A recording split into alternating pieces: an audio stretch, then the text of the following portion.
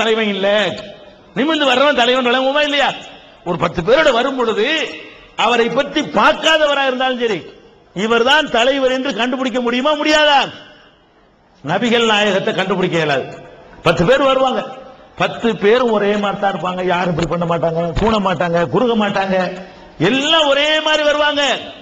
அவங்கள முன்ன பின்ன தெரிஞ்சவங்களுக்கு தான் இது நபிகள் நாயகம் தெரியும்.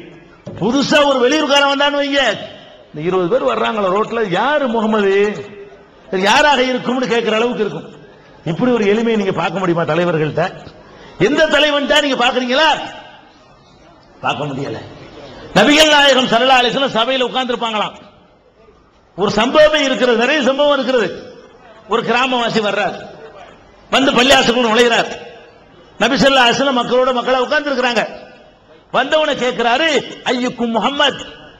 இந்த முகமதுங்கிறாங்களா, அது யாருங்கிறாரு? நாங்க சபையில உட்கார்ந்து இருக்கிறாங்க நபி ஸல்லல்லாஹு அலைஹி வஸல்லம். அந்த சபையில உட்கார்ந்து இருக்கும் பொழுது அவர்களுக்கு தனி ஆசனத்தை காணா, தனி அடையாளத்தை காணா, தனி உடைய காணா, தனி கிரீடத்தை காணா, எல்லாரும் மாதிரி அவங்க ஒரு ஆளா இருக்கிறாங்க. வந்தவர் கேட்கிறாரு, என்னமோ ஒரு பயங்கரமான ஆளுங்கிறாங்களே, பெரிய தலைவராமல, உலகமா சக்கரவர்த்திங்கிறாங்களே, அந்த முகமது யாருங்கிறாங்க. அப்ப சொல்றாங்க, அதோ சாய்ந்து உட்கார்ந்து இருக்கிறார், வெள்ளை வெளேர் என்று அவர் தான் என்று காட்டுகிறார்கள். வந்து அவர் பக்கத்தில் உட்கார்ந்து ஒரு சில விஷயங்களை கேட்கிறார். புகாரியில, முஸ்லிம்ல, இன்னும் பல நூல்கள்ல இந்த வரலாறு நம்ம பார்க்கிறோம்.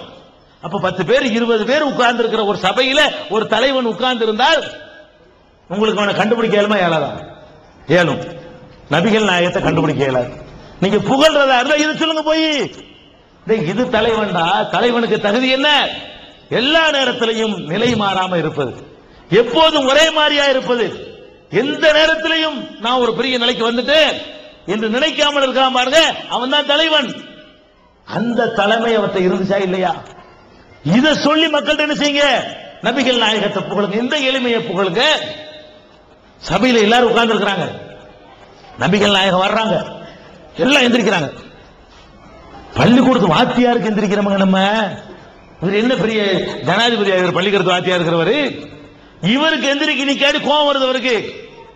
இந்த சக்கரவர்த்தி வர்றாங்க, நபித்தோழர்கள் உட்கார்ந்து இருக்கிறாங்க, அவங்கள பார்த்தவன எந்திரிக்க பாக்குறாங்க, எந்திரிக்க கூடாது. எந்த மனுஷனும் எந்த மனுஷனுக்காகவும் மரியாதை செய்யறதுக்காக எந்திரிக்காது. வரவேற்கிற யாராவது புதுசா விருந்து நம்ம வீட்டுக்கு தேடி வந்துட்டாங்களா, சின்ன ஆள் வந்தாலும் பெரிய ஆள் வந்தாலும் வரவேற்பதற்காக எந்திரிக்கலாம். ஒரு பெரிய ஆள் வர்றாரு அப்படின்னு சொல்லி சீட்டை விட்டு எந்திரிக்க கூடாது. ஒரு கிழவனார் வர்றாரு, நீங்க இளைஞரா இருக்கிறீங்க, உட்கார இடம் கொடுக்குறீங்க, அதுக்கு எந்திரிக்கலாம். ஒரு வயசான மனுஷன் முடியாது, நம்ம நிக்க முடியும், அவர் உட்காரட்டும், அதுக்கு உதவி செய்யறதுக்கு எந்திரிக்கலாம்.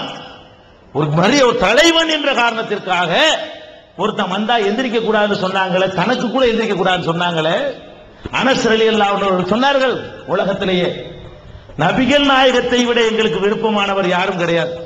உலகத்தில் உள்ள எல்லாரையும் விடவும் நாங்கள் நேசிக்கிறது நபிகள் நாயகத்தை தான். அந்த நபிகள் நாயகம் நாங்கள் அமர்ந்திருக்கிற சபைக்கு வருவார்களானால் நாங்க ஒத்தரை எந்திரிக்க மாட்டோம், சாம உட்கார்ந்துருவோம். இப்படி ஒரு தலைவன் தான் என்ன கதியா அவருக்கு விடுவாங்களா? சீட்டு கிழிஞ்சிடும், அவ்வளவுதான். சபாநாயகர் இப்படி உட்கார்ந்து இருக்கிறாரு, சபைக்கு தலைவர் அவர் தான். அம்மா வரும்போது செய்யறாரு, சபாநாயகர் ஸ்டூலுக்கு முன்னாடி வந்து உட்கார்ந்துக்கிறாரு, எந்திரிச்சு போற வரைக்கும் இப்படிதான் இருக்கிறாரு. ருக்கு ஸ்டேஜ்லாம் அவர் இருக்காரு, தவிர நிமிர்ந்து நிக்க மாட்டேங்கிறாரு. இத பாக்குறீங்கள, இந்த மாமனிதர் என்ன பண்றாரு? எனக்காக எந்திரிக்க கூடாது, நான் வந்தா உட்கார்ந்தா இருக்கணும். இத போய் உலகத்துக்கு சொல்லுங்க. இந்த செய்தியை புகழ்றாங்களா, மீலாது விழா கொண்டாடி புகழ்றாங்க. இந்த மெசேஜ் சொல்லு உலகத்துக்கு. இவர் தலைவர்ரா, இந்த தலைவர் எங்களை வைத்து சம்பாதிக்கவில்லை, இந்த தலைவர் எங்களை விற்கவில்லை, இந்த தலைவர் எங்களுடைய சுயமரியாதைக்கு பங்கம் விளைக்கவில்லை, எங்களை ஏமாற்றவில்லை, எந்த ஒரு மனுஷனுக்கும் அவரால் எந்த கேடும் இல்லை, என்னை வந்து வியாபாரத்துக்கு முதலீடாக அவர் பயன்படுத்தவில்லை. இப்படி ஒரு தலைவனை உலக வரலாற்றை கொண்டா பார்ப்போம் என்று சொல்லு. காசு பணத்தை சம்பாதிச்சாரா? அதுக்கு தானே எல்லா அரசியலுக்கு போறான், அதுக்கு தானே இயக்கங்களை தோற்றுவிக்கிறான், அதையாவது சம்பாதிச்சு கொண்டார் அவரு. இன்னும் சொல்ல போனால் அவர்கள் இந்த இறை தூதர் என்று சொல்வதற்கு முன்னால் தான் காசு பணத்தோடு இருந்தார்கள். நபிகள் நாயகம் அவர்கள் அனாதையா தான் இருந்தாங்க. அல்லாஹ் எப்படி நிலையில உண்டாக்குனான்னு கேட்டா, நபி ஆகக்கூடிய நேரத்தில் பெரும் செல்வந்தர். குர்ஆன்லயே அதுக்கு சர்டிபிகேட் பண்றான். வஜதக ஆயிலன் ஃபாக்னா, உம்மை வறுமை நிலையில் இருந்த உம்மை பெரும் செல்வந்தனாக நான் ஆக்கியிருக்கிறேன்.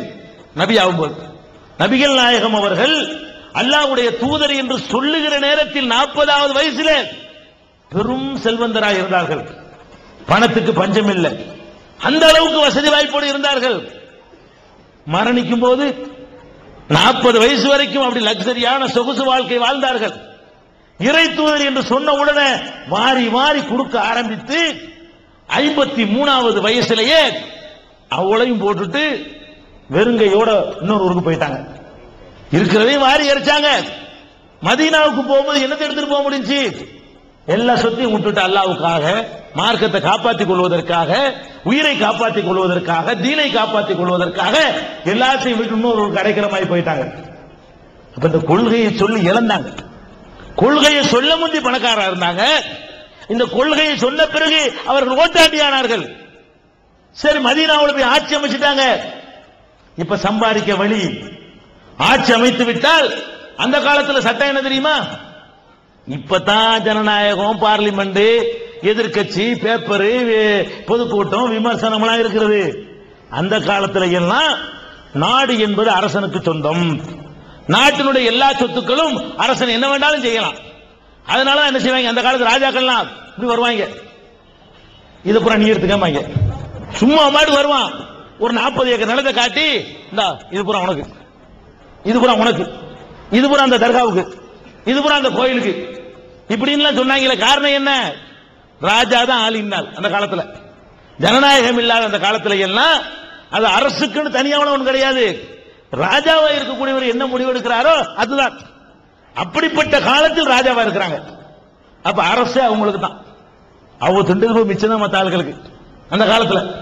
அந்த காலத்துல யார் மன்னரா இருக்கிறாரோ அவர் உண்டு, உடுத்தி, சுகித்து, கழித்து போட்ட மிச்சம் இருக்கு பாருங்க, அதுல ஏதோ கொஞ்சம் மக்களுக்கு கிடைக்குமே தவிர ராஜாக்கள் சாப்பிடுவதை மக்கள் குறையா எடுத்துக்கவே மாட்டாங்க.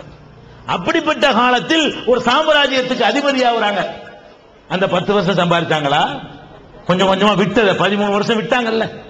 40வது வயசுல இருந்து 53 வயசு வரைக்கும் கொஞ்சம் கொஞ்சமா விட்டாங்களே, விட்டதை எடுத்துட்டாங்களா? என்ன வாழ்க்கை அது? ஒருவேளை சாப்பிட்டா ஒருவேளை சாப்பாடு இல்ல. 3 நாட்கள் வயிறார நபிகள் நாயகம் சாப்பிட்டது இல்ல. இன்னைக்கு வயிறார 3 வேளை சாப்பாடு கிடைச்சா நாளைக்கு பட்டினி தான். அப்படி அதிகபட்சமா கூட 2 நாள் சாப்பிட்டுருவாங்க. தொடர்ந்து 3 நாள் கிடைச்சதே கிடையாது. இன்னைக்கு சாப்பிடுவோம், நாளைக்கு சாப்பிட்டுருப்போம், கண்டிப்பா நாளைக்கு கிடைக்காது. இதுதான் எங்களுடைய நிலைமை. ஆயிஷா நாயகி சொல்றாங்க, நபி ஸல்லல்லாஹு அலைஹி வஸல்லம் குடும்பத்தார்கள் 3 நாட்கள் வயிறு நிறைய சாப்பிட்டது இல்லை. எந்த தலைவனையால் பார்க்கலுமா? இப்படி ஜனாதிபதியா இருந்துகிட்டு, உலக சக்கரவர்த்தியா இருந்துகிட்டு, எதை வேண்டாலும் எடுத்து சாப்பிடலாம் என்ற அளவுக்கு கஜானாவில் கோடி கோடியாக செல்வங்களை குவித்து வைத்துக் கொண்டு கேட்டவருக்கெல்லாம் வாரி வாரி வழங்கி கொண்டிருக்கிற ஒரு தலைவர் தன்னுடைய வீட்டிலே 3 நாட்கள் சாப்பிட்டது இல்லை. சில நாட்களிலே பேரிச்சம்பழமும் தண்ணீரை தவிர வேற எதுவும் எங்களுக்கு கிடைக்காது. 2 பேரிச்சம்பழம், 2 மூடல் தண்ணி. யாருடைய உணவு? சக்கரவர்த்தியுடைய உணவு. உலக மகா சக்கரவர்த்தியுடைய உணவு. 1 டம்ளர் தண்ணீர், 2 பேரிச்சம்பழமும். வீட்டுக்கு வருவாங்க, சுபு தொழுதுட்டு, ஹல் இந்தக்கும் செய்வோம், ஏதாச்சும் இருக்குதா சாப்பிடுறதுன்னு கேட்பாங்க. ஏதாச்சும் இருக்குதானே என்ன, பேரிச்சம்பழமாச்சும் இருக்கான்னு அர்த்தம். அதுவும் இல்லைம்பாங்களாம். அப்ப நான் இன்னைக்கு நோம்பா இருந்துக்கிறேன் இல்லைங்கிறதுக்காக நோம்பு வைத்தவர் அவர். நோம்பு வைக்கிறப்ப நோம்பு வைப்போம், வீட்டில் இல்லைன்னு சொன்னதுக்காக நோம்பு வைக்கிறார். இப்படி ஒரு நிலை உங்களுக்கு இருக்கா? உலகத்தில் யாராவது பார்த்திருக்கிறீங்களா? உங்க வீட்டில் போய் கேட்டா ஏதாவது இல்லாம இருக்குமா? ஒரு குடிசைக்கு போவோமா? இந்த இந்தியாவிலேயே வறுமை கோட்டுக்கு ஆக கீழே ஒருத்தர் இருப்பான, அவனை கூட்டிட்டு வா, அவன் வீட்டுக்கு போவோம்.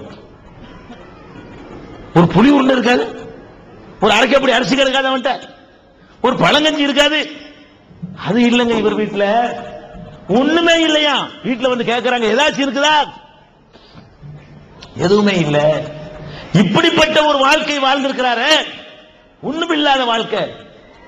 இந்த நேர்மை சொல்லு, இது புகழ். அந்த சீட்ல உட்கார்ந்து இருந்து கூட நம்மளை வச்சு சம்பாதிக்கல. முக்கியமான காரணம் என்ன? இந்த மக்கள் லட்ச லட்சமா மக்கள் வந்து குவியறாங்க, காசுகளை கொட்டுறாங்க, தொடல. அவர்கிட்ட என்ன இருக்கோ அதை கொண்டு சாப்பிடாது. வீட்டு வாசலுக்கு கதவு கிடையாதுங்க, கதவு இல்ல. ஒரு பாய் ராத்திரியில வச்சு பகல்ல தொழுதுக்குருவாங்க, ராத்திரியில அதை கதவா போட்டுக்குருவாங்க. பகல்ல கதவா போட்டு அதான் கதவு. பாயை கட்டி தொங்க விட்டுக்குருவாங்க. இரவுல வந்து இருட்டே என்ன ஆயிரும், கதவாய்க்கிறோம். இது அந்த நிலைமை. படுக்கிறதுக்கு இடம் இல்ல. ஒரு ஆள் படுத்தா ஒரு ஆள் தொட முடியாது.